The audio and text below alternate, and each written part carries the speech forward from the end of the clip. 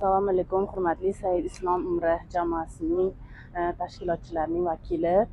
Mana biz bugun kelganimizga necha kun bo'ldi? 12 kun bo'ldimi? 12 kun bo'lgan bo'lsa, biz aeroportda hech kim bir-birimizni tanimagandik. Hozirga kelib hammamiz bitta jamoa bo'ldik, hammamiz opa-singildek bo'ldik. Buning uchun bitta oila bo'ldik, bitta jamoa bo'ldik. Qadrdon bo'lib qoldik. Madinada 4 kun bo'lgan bo'lsak, haligacha Madinani sog'inchi bizni yuragimizda turibdi, tinch qo'ymayapti Madinani sog'inchi.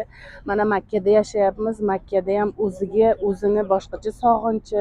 Hali ketishimizga bir 3 kun, 4 kun bor, haligacha biz uje sog'inishni boshladik. Men nima demoqchiman, barcha umraga keladiganlarga, haj qiladigan yaqin birodarlarimizga demoqchimanki, har xil turlarga adashib ishonib kelishinglarni xohlamayman. Mana o'zimizni ishonchli bolalarimiz, mana Said Islom juda o'zini mehnatini bizga, o'zini yaqinidek har bir birodarimizga, har bir yaqinlarimizga o'z minnatdorchiligini, o'zining qo'lidan kelgan barcha yordamini ayamadi. Yoshi kattalar bormi, yoshi kichkina bormi, jamoamizda qizlar ham bor, har birini mas'uliyatini bo'yniga olgan. Bu boladan minnatdorman men. Barcha hammamiz minnatdormiz shu jamoamiz a'zolari.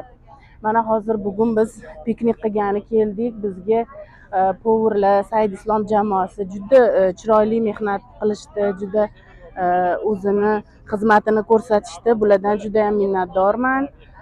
Biz minnatdormiz hammamiz.